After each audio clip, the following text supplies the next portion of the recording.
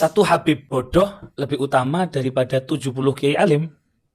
Tersebar sebuah potongan video seorang anak muda berbicara bahwasanya belajar kepada satu Habib yang bodoh lebih utama daripada 70 kiai yang alim.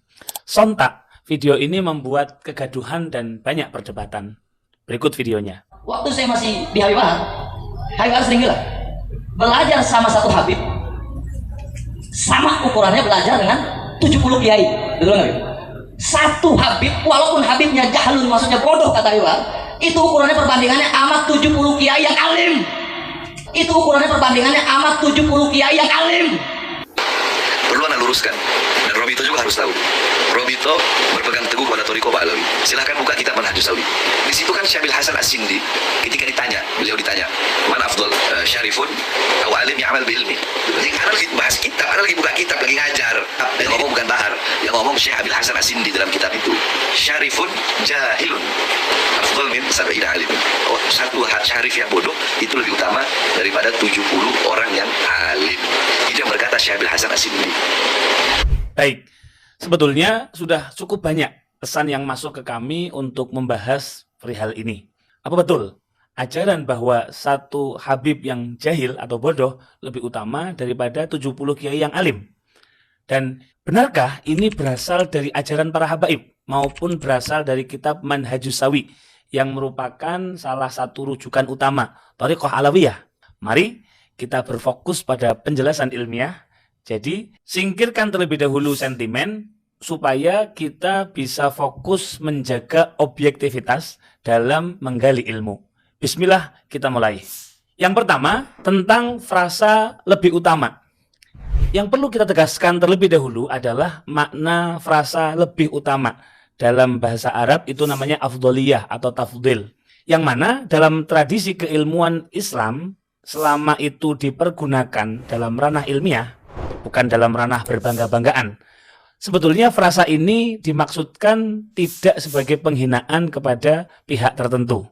Asalkan keduanya memang memiliki keutamaan yang berlandaskan pada dalil-dalil kuat dan metodologi ilmiah yang diakui. Misalnya, mengutamakan Sayyidina Abu Bakar As-Siddiq atas seluruh sahabat bukan berarti merendahkan sahabat yang lain.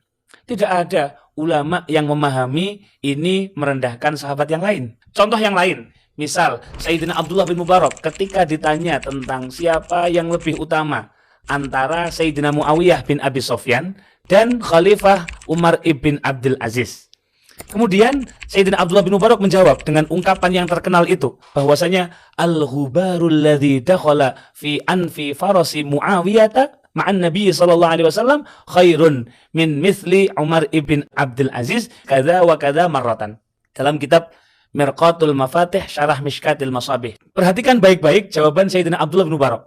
Debu yang masuk ke hidung kudanya Sayyidina Muawiyah bersama Nabi sallallahu alaihi wasallam lebih baik berkali-kali lipat daripada Sayyidina Umar bin Abdul Aziz. Nah, apakah diksi ini bentuk penghinaan kepada Sayyidina Umar bin Abdul Aziz? Tentu tidak. Tidak ada satupun ulama yang memahami kalimat ini sebagai penghinaan. Mengapa? Karena dalam bahasa Arab, isim tafdil atau bentuk perbandingan yang bermakna lebih itu digunakan untuk menunjukkan as-sifatu adalatu alal musyarakah wa ziyadah. Isim tafdil digunakan untuk musyarakah, berserikat dalam satu sifat, dan ziyadah, adanya kelebihan di satu sisi dibanding sisi yang lain. Teman-teman bisa melihat ini dalam kitab Syarah Qadrin Nada wa Balis Sada. Jadi, arti lebih utama adalah keduanya sama-sama memiliki keutamaan. Namun, kadar keutamaan salah satunya lebih tinggi dari yang lain. Memahami perkataan Al-Imam As-Sindi, memahami diksi tafdil ini menjadi pondasi penting agar kita benar dalam memahami ucapan sebagian ulama tentang afdoliyah suatu kaum dibandingkan kaum yang lainnya. Jadi, ketika Al-Imam As-Sindi, sebagaimana diriwayatkan dalam kitab Al-Manhajus Sawi, dalam halaman 384, ketika beliau mengatakan, syarifun jahilun, au qala syarifun wahidun, afdalu min sab'ina aliman. Intaha. seorang syarif yang bodoh atau satu syarif, beliau mengatakan itu lebih utama daripada 70 orang alim. Mohon pahami baik-baik afdoliyah seperti yang kita bahas di atas. Beliau sama sekali tidak memaksudkan ini sebagai bentuk penghinaan terhadap ulama. Bagaimana mungkin beliau yang merupakan ulama besar yang memberi hasyiah atau penjelasan atas kutubus sittah atau kitab hadis yang 6 itu bermaksud menghinakan para ulama? Tentu tidak. Beliau hanya mengatakan bahwa kedua pihak tersebut sama-sama memiliki fadilah atau keutamaan.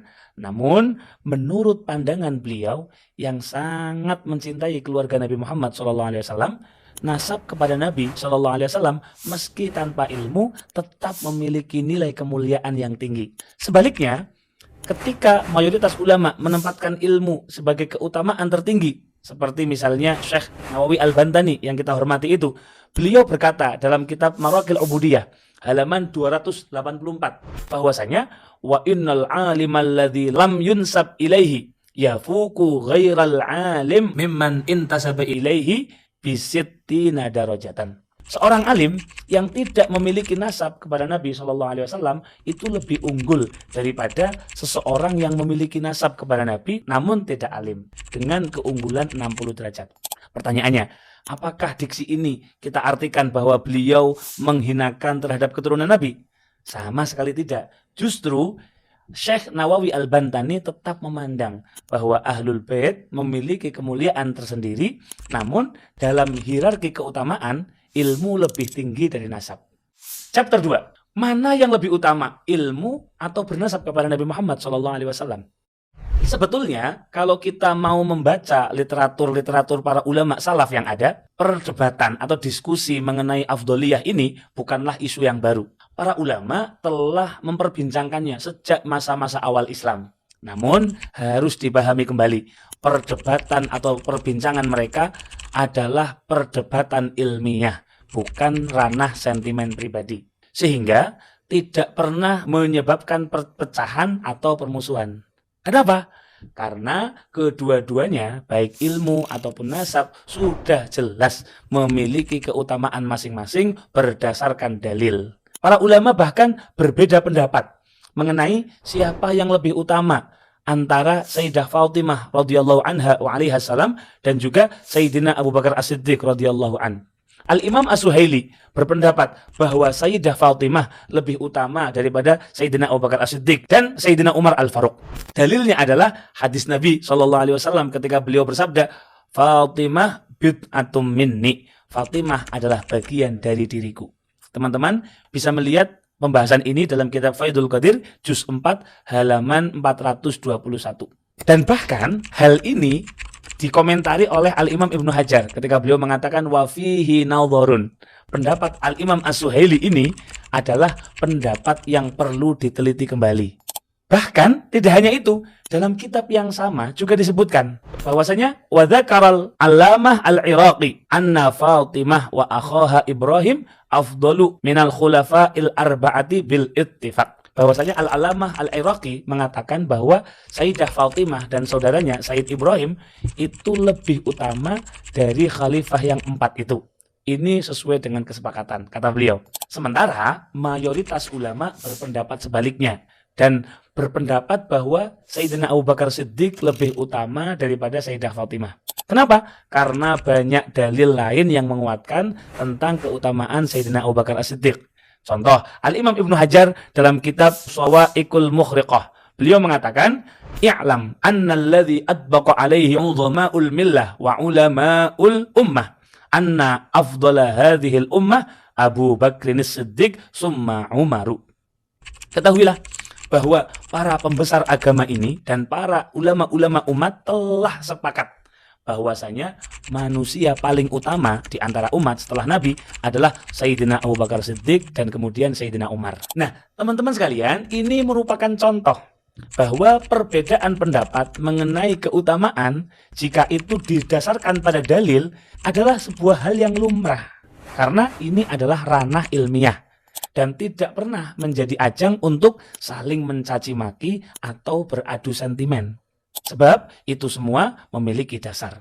Al-Imam Al-Baqillani dalam kitab Manaqib, beliau mengatakan bahwasanya pembahasan tentang keutamaan di antara para sahabat adalah persoalan yang ijtihadiyah, dan kesalahan tentang masalah ini tidak menyebabkan pelakunya diberi label fasik dan tidak pula mewajibkan sikap berlepas diri darinya. Sebab riwayat-riwayat tentang keutamaan para sahabat kebanyakan saling berhadapan dan tampak berbeda dalam sisi keutamaan. Apa yang disebutkan tentang keutamaan masuk Islam lebih awal ataupun tentang jihad dan selainnya masih mungkin untuk ditakwilkan.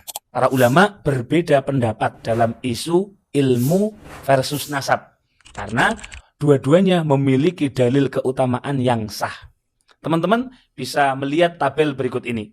Berikut sebelah kanan adalah tabel tentang dalil-dalil keutamaan ahli ilmu. Silakan disimak. Sedangkan di sebelah kiri adalah tabel-tabel tentang keutamaan nasab Nabi Muhammad SAW. Beberapa di antaranya sudah kita bahas pada video berikut ini.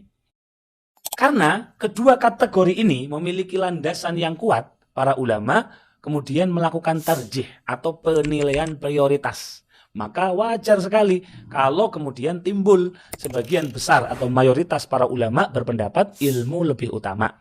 Kemudian sebagian kecil berpendapat nasab lebih utama. Dan pendapat ketiga memerinci berdasarkan konteks. Jadi ini merupakan ranah ijtihadiyah yang ilmiah. Tidak boleh kita saling menuduh fasik hanya karena berbeda kesimpulan. Karena standar tertinggi bukanlah ilmu atau nasab, tetapi kualitas ketakwaan. Allah sendirilah yang telah menetapkan standar tertinggi itu. Ialah takwa, bukan ilmu, bukan pula nasab. Allah berfirman, Inna akramakum indallahi atqakum.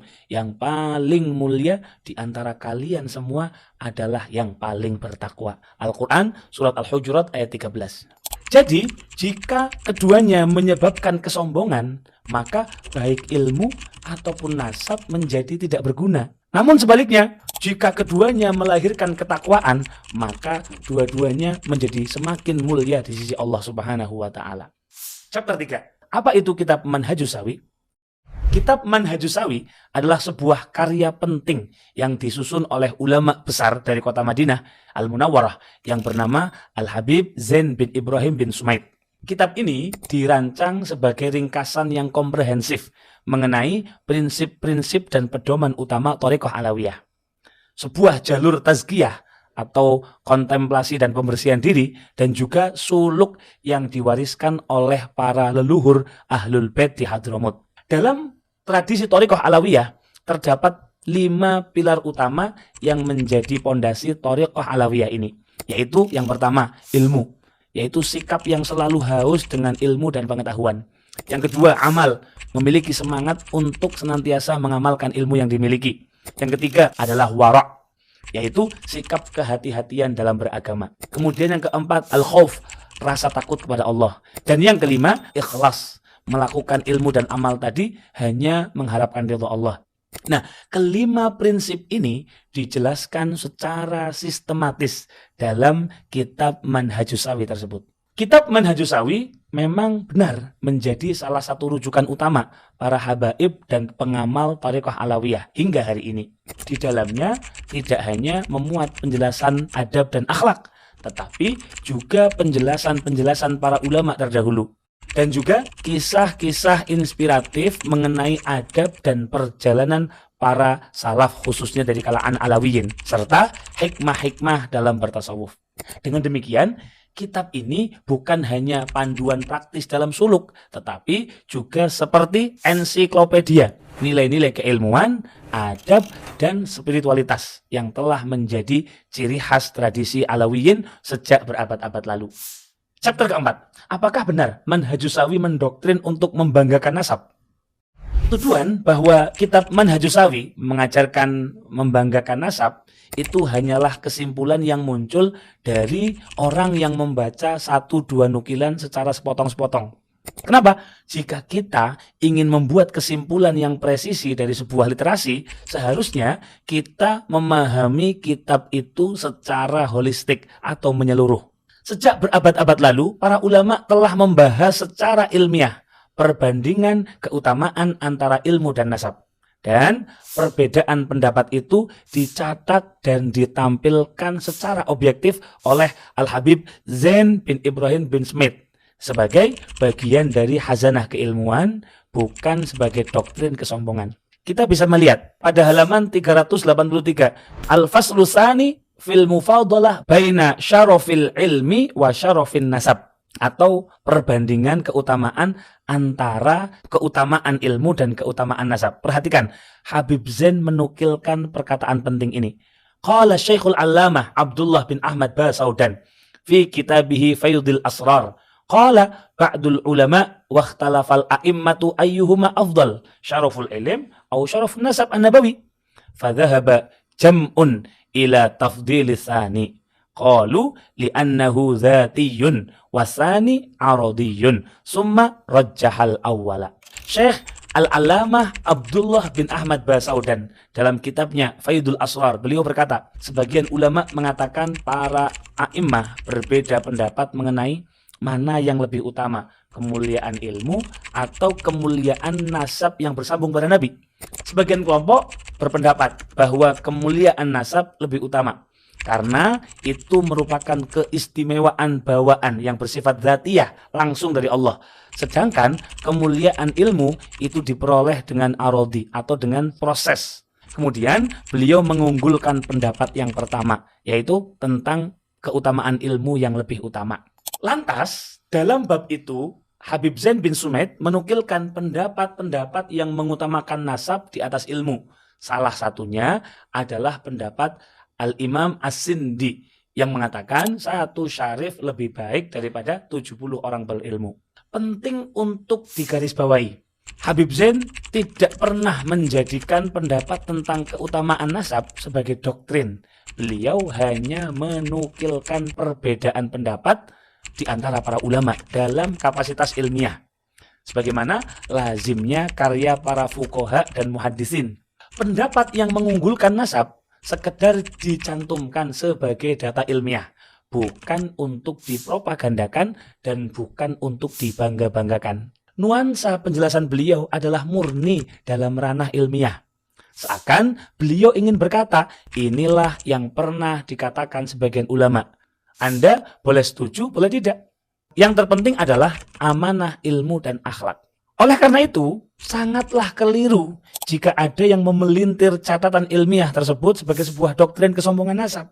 Padahal sang penulis Al-Habib Zain bin Sumait sendiri di puluhan halaman berikutnya justru membantah, memperingatkan dan menolak keras sikap tertipu dengan nasab tanpa ilmu dan amal. Namun, ketika kutipan ini diangkat keluar dari konteks ilmiah, lalu dipakai sebagai alat untuk membanggakan satu pihak dan merendahkan pihak yang lain, terlebih jika dibungkus dengan bahasa yang provokatif, maka ia tidak lagi menjadi pelajaran, tetapi sangat berpotensi menjadi bahaya yang merusak masyarakat. Sebab pada saat itu, tujuan ilmiah telah hilang dan tergantikan oleh pembentukan fanatisme kelompok, adu gengsi antara keturunan dan keilmuan, serta pengaburan ajaran yang sebenarnya. Dan ini sangat berpotensi menyulut konflik sosial berbasis status keturunan. Pada titik ini, penyajian kisah tersebut tidak lagi menuntun pada kebenaran, tetapi berpotensi memecah belah umat dan justru bertentangan dengan akhlak para ulama dan ajaran para leluhur dari kedua belah pihak. Jika ada yang menuduh kitab Manhajus Sawi mengajarkan untuk berbangga-bangga dengan nasab hanya karena satu nukilan pendapat Imam As-Sindi di atas tentang keutamaan seorang syarif, maka itu jelas kesimpulan yang gegabah. Setidaknya karena 6 hal berikut ini. Izinkan saya memaparkannya satu persatu. Yang pertama, Al-Habib Zain bin Sumait konsisten menegaskan bahwa nasab adalah amanah, bukan alasan untuk disombongkan. Pada halaman 55 dan 56, beliau berkata, wa'lam annahu yata'akkadu ala man huwa min ahlil baitin nabawiyyi khasatan wa sairin nasi 'ammatan al-i'tina'u bitahsilil ulumi syar'iyyati.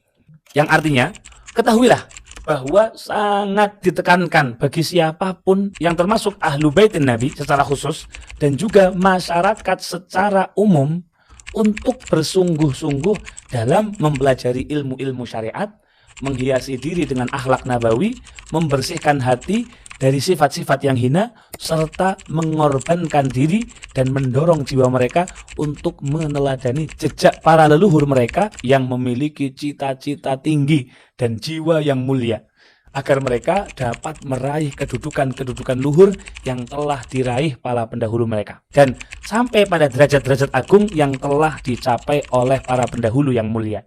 Perhatikan baik-baik. Di sini sangat jelas, nasab seseorang seharusnya menjadi motivasi bagi mereka untuk lebih memiliki banyak ilmu, untuk memiliki lebih banyak adab, dan memiliki lebih banyak amal. Alasan kedua, Al-Habib Zain bin Sumit menukil perkataan seorang tokoh Alawiyin, Sayyid tanpa ilmu adalah hina.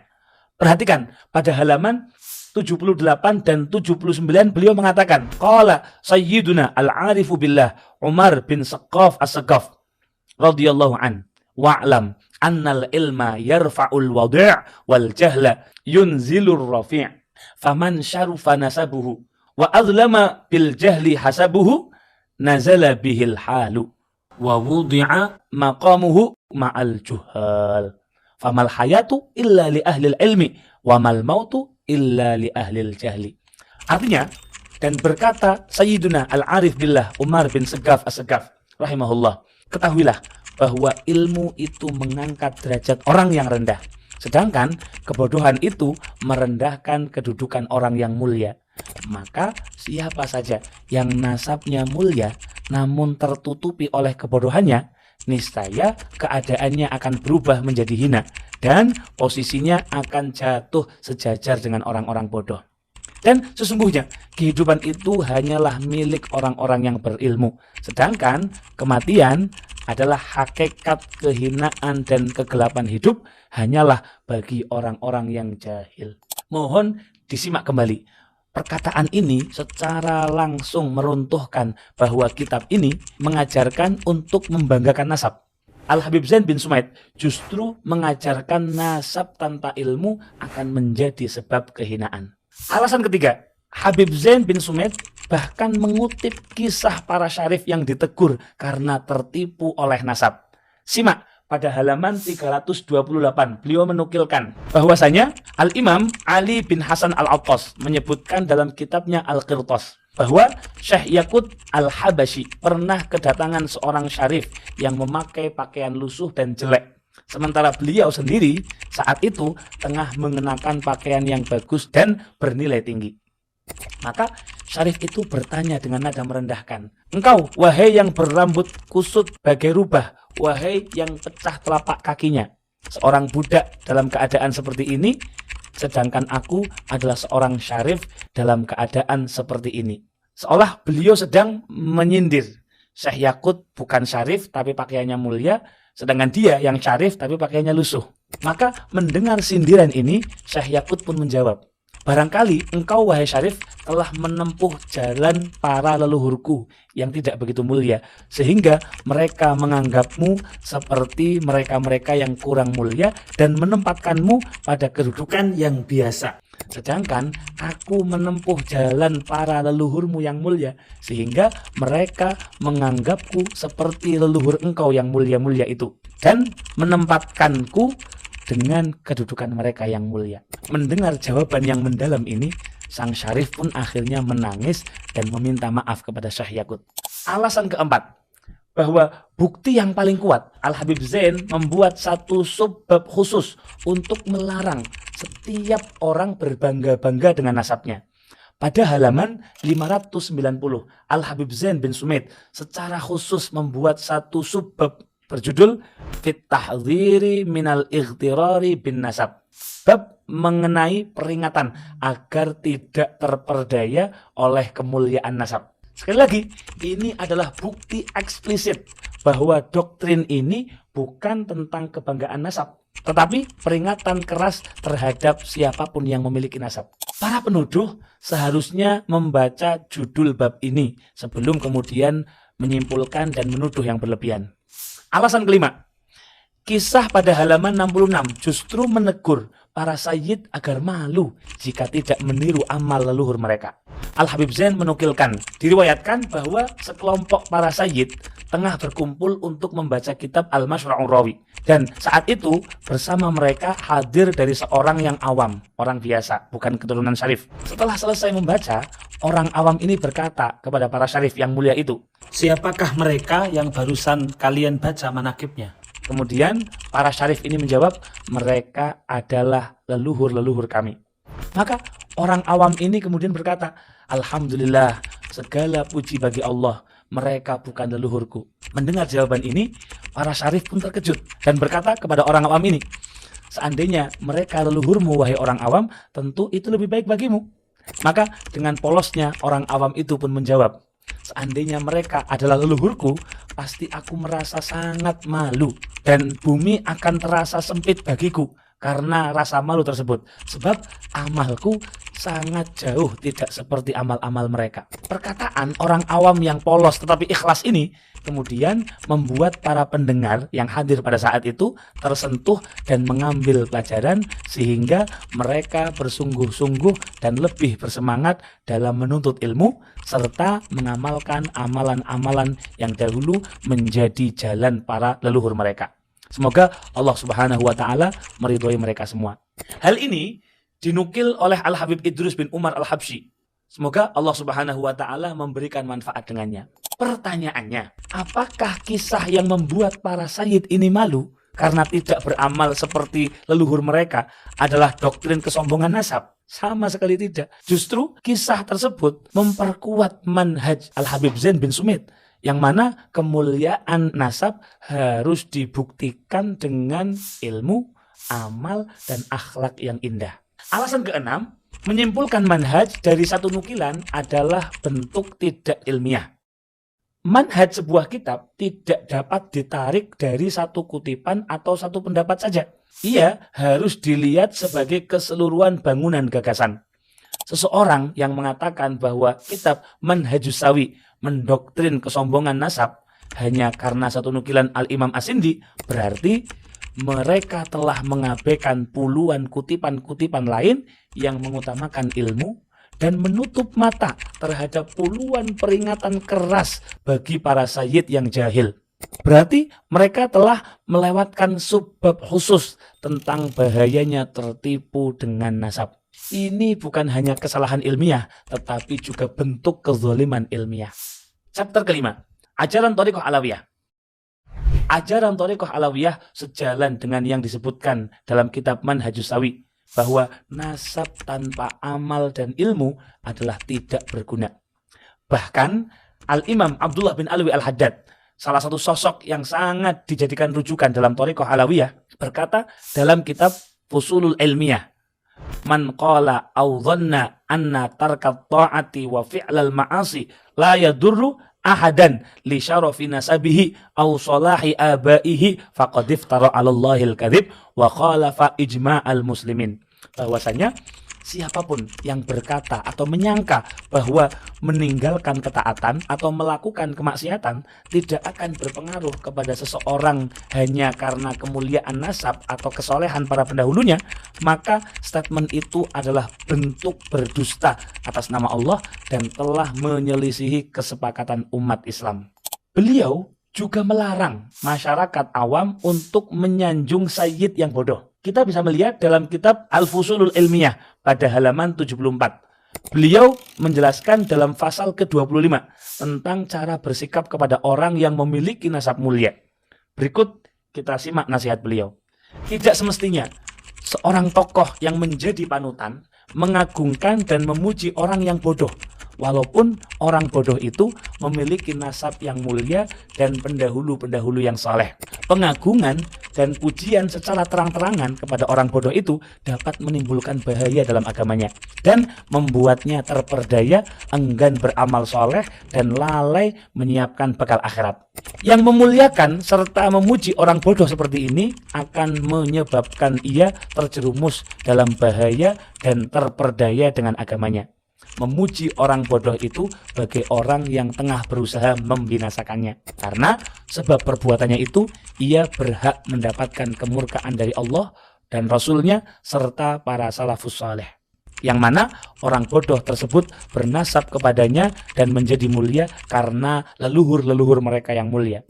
Bagaimana mungkin ia dapat terperdaya dengan kemuliaan nasab tanpa ketakwaan, dengan mengandalkan nasabnya saja? Setelah mendengar sabda Rasulullah Muhammad SAW, beliau bersabda, "Ya Fatimah binta Muhammad, la ughni anki minallahi syai'a." Wahai Fatimah binti Muhammad, aku tidak mencukupimu dari azab Allah dengan sesuatu apapun. Perhatikan dengan seksama betapa serius peringatan Al-Habib Al-Imam Abdullah bin Alawi Al-Haddad tentang larangan memuliakan dan memuji-muji orang bodoh di atas. Demikianlah Thariqah Alawiyah. Dan hingga saat ini, saya pribadi setelah 5 tahun mondok di Pondok Al-Ba'alawi dan sampai sekarang kami terus belajar, tidak pernah mendengar dari lisan para guru-guru kami dari kalangan Al-Ba'alawi yang mengajarkan bahwa satu Habib jahil lebih mulia daripada 70 kiai alim. Pertanyaannya adalah, jika para guru-guru besar habaib tidak pernah mendakwahkan hal-hal tersebut di atas, lalu siapa yang pertama kali menjadikan pendapat pribadi Syekh As-Sindi itu sebagai doktrin ajaran Ba'alawi yang harus didakwahkan? Pertanyaan kedua adalah, atas dasar apa penggunaan diksi kiai dalam menerjemahkan penjelasan Syekh As-Sindi tersebut? Apakah tepat penggunaan terjemahan kiai yang merupakan para pengajar dan pencetak orang-orang alim di negeri ini? Dan kenapa tidak pernah ada habaib yang menerjemahkan diksi kiai pada penjelasan pendapat Syekh As-Sindi di atas? Serta mengapa tidak ada habaib yang mengajarkan 70 kiai berbanding satu habib sebelumnya? Mengapa kami justru baru mendengar ini di masa sekarang-sekarang ini dengan diksi yang semacam itu? Narasi 70 kiai versus satu habib adalah konstruksi baru yang berpotensi menyebabkan provokasi, memecah belah, mengadu domba antara sayyid ataupun habib dengan para ulama pesantren. Padahal sejarah panjang telah menunjukkan para habaib adalah sahabat karib para kiai sejak berabad-abad Islam di Nusantara. Mereka saling mengajar, saling memuji, dan saling memuliakan. Penutup, pada titik ini penting untuk ditegaskan bahwa persoalan doktrin kebanggaan nasab sebenarnya bukan isu baru. Dan Rabithah Alawiyah telah memberikan klarifikasi resmi melalui video di kanal YouTube Nabawi TV, lengkap dengan argumentasi ilmiah dan dasar-dasar rujukannya. Artinya, dari sisi lembaga resmi yang menaungi para habaib, jawaban itu sudah ada. Penjelasan pun sudah diberikan, dan duduk perkaranya telah diluruskan. Namun, sangat disayangkan, alih-alih menerima klarifikasi tersebut, sebagian pihak justru mengajukan bantahan baru yang menyatakan bahwa doktrin itu ada di dalam kitab Al-Manhajus Sawi. Ini merupakan loncatan logika yang sangat lemah, karena para asatidz Rabithah Alawiyah adalah orang-orang yang sangat mengenal dan mencintai kitab Al-Manhajus Sawi. Mereka bukan hanya membacanya, tetapi mengkaji, mengajarkan, bahkan menerjemahkannya ke dalam bahasa Indonesia. Tidak mungkin mereka kecolongan hanya karena satu kutipan dari Al-Imam As-Sindi. Sungguh tidak layak kita berpikir atau seolah-olah mengisyaratkan bahwa para asatidz di Rabithah Alawiyah belum pernah membaca kutipan tersebut, atau belum mengetahui adanya pendapat Al-Imam As-Sindi. Itu sama sekali tidak masuk akal. Justru kitalah yang seharusnya lebih peka bertanya, mengapa penjelasan mereka berbeda dengan penjelasan Anda? Jawabannya sederhana, karena mereka membaca keseluruhan kitab Manhajus Sawi, bukan sepotong-sepotong. Oleh karena itu, tuduhan bahwa manhaj itu berasal dari Thariqah Alawiyah atau diajarkan melalui kitab Manhajus Sawi adalah tuduhan yang tidak berdasar secara ilmiah, tidak bijak, dan hanya lahir dari pembacaan parsial atau sepotong saja. Mohon maaf jika ada kata-kata Al-Fakir yang menyinggung. Semoga penjelasan ini menjadi manfaat untuk kita semua. Assalamualaikum warahmatullahi wabarakatuh.